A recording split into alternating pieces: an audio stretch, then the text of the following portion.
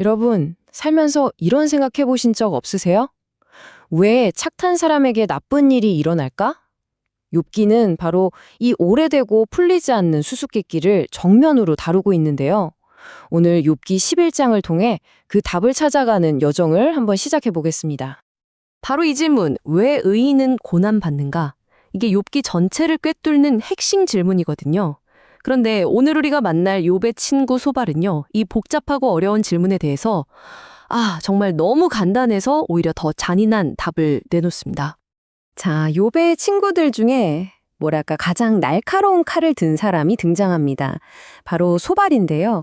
이 사람은 자기가 마치 하나님의 검사라도 된 것처럼 지금 고통받는 친구 욥을 막 몰아붙여요.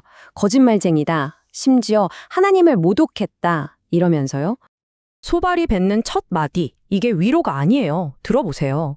그는 욥의 고통이 당연한 벌이라고 그냥 대놓고 쏘아붙입니다.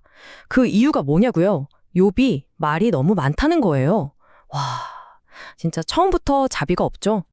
소발이 쓰는 단어들을 보면요. 이게 진짜 치밀하게 계산된 공격이라는 걸 알 수 있어요. 히브리어로 세파타임이라는 단어가 있는데 이게 그냥 입술이 아니에요. 뉘앙스가 뭐냐면 그 두 입술이 쉴 새 없이 나불거린다. 이런 경멸적인 느낌이거든요. 또 틸아그라는 동사를 써서 욥의 조롱이 옛날에 끝난 게 아니라 야, 너 지금도 계속 그러고 있잖아. 이렇게 강조하는 거죠. 모든 단어가 욥을 그냥 어리석은 불평꾼으로 만들려는 무기인 셈입니다. 소발의 공격이 얼마나 악의적인지는 여기서 아주 명확하게 드러납니다. 소발은 욥이 나는 죄 없고 깨끗해 라고 주장했다고 몰아가잖아요. 그런데 욥이 실제로 한 고백은 정반대였어요. 사람이 어떻게 하나님 앞에서 의로울 수 있겠는가? 라고 했거든요.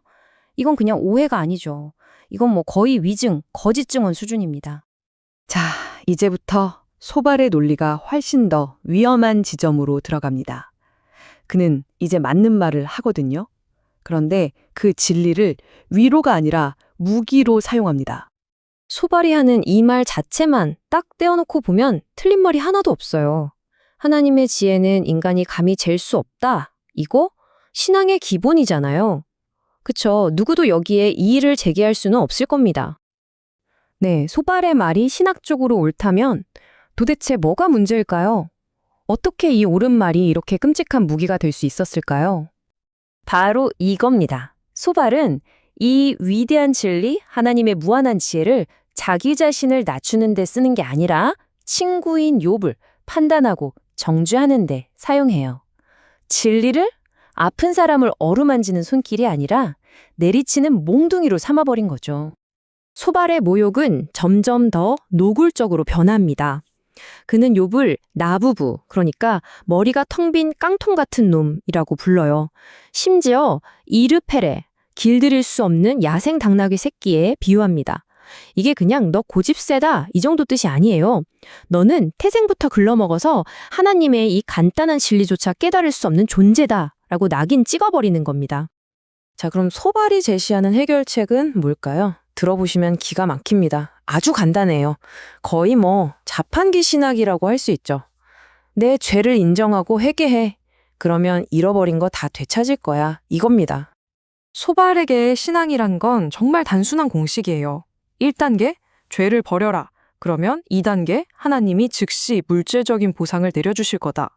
여기서 회개는요, 하나님과의 관계를 회복하는 게 목적이 아니에요. 그냥 잃어버린 재산, 되찾으려고 하는 비즈니스 거래 같은 거죠. 그런데 말이죠. 세상이 그리고 성경이 말하는 현실이 정말 이렇게 간단한 공식대로 돌아갈까요? 놀랍게도 성경은 바로 이 논리를 정면으로 반박하는 이야기를 우리에게 들려줍니다. 유다 왕국의 역사를 보면 이 공식이 어떻게 와르르 무너지는지 알 수 있어요. 역사상 최악의 왕으로 꼽히는 므낫세, 온갖 끔찍한 죄를 저질렀는데도 회개한 뒤에 왕위를 되찾았어요. 반면에 모든 왕 중에 가장 의로웠다고 칭송받던 요시야는요, 젊은 나이에 전쟁터에서 너무나 허무하게 죽음을 맞이합니다. 보세요.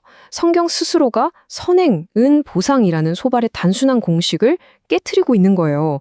자, 이제 우리는 이 고난이라는 질문을 완전히 다른 차원으로 가져가야 합니다.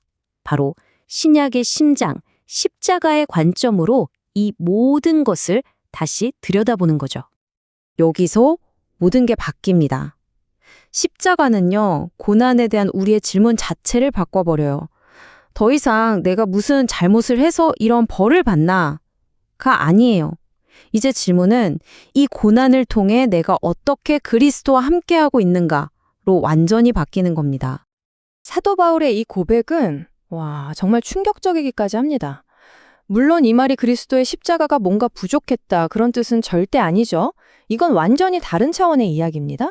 뭐냐면 이제 우리의 고난은 세상을 향한 증거가 되고 우리 자신을 성숙시키는 도구가 되고 심지어 그리스도의 몸된 교회를 세우는 일에 동참하는 아주 영광스러운 과정이 된다는 뜻이에요. 그렇다면 이 십자가를 통과한 고난은 과연 어떤 새로운 의미를 갖게 되는 걸까요? 그 놀라운 변화를 한번 정리해 보겠습니다. 십자가는 고난의 의미를 이렇게 완전히 뒤바꿔 놓습니다. 첫째, 고난은 더 이상 죄에 대한 벌이 아니에요. 둘째, 그 고난은 우리를 단련시켜서 결국 소망을 갖게 하는 도구가 됩니다. 셋째, 고난은 우리가 그리스도와 하나가 되었다는 영광스러운 표지, 증표가 되는 거죠. 그리고 마침내 이 모든 과정은 우리를 영원한 영광으로 이끌어갑니다. 고난은 저주가 아니라 영광으로 가는 길이 된 겁니다. 바로 이 그림이 모든 것을 말해줍니다. 소발의 세계는 죄와 결과라는 굳게 닫힌 감옥이었어요. 하지만 십자가는 그 감옥의 벽을 부수고 은혜와 영광이라는 완전히 새로운 하늘을 우리에게 활짝 열어 보여주는 거죠. 이제 이 질문은 온전히 여러분 각자의 몫입니다. 소발의 눈이 아니라 이 십자가의 눈으로 바라볼 때 오늘 여러분이 겪고 있는 그 고난은 어떤 의미를 갖게 됩니까?